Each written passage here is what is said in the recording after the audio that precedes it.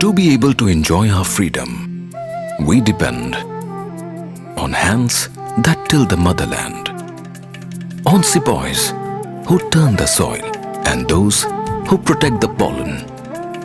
Our freedom depends on theirs. So let nature take its course.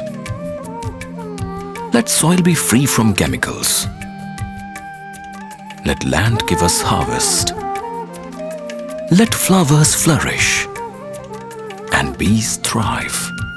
Let farmers sow and prosperity grow. Because choosing what we want to consume freely comes only when we let nature do its work freely. Happy Interdependence Day.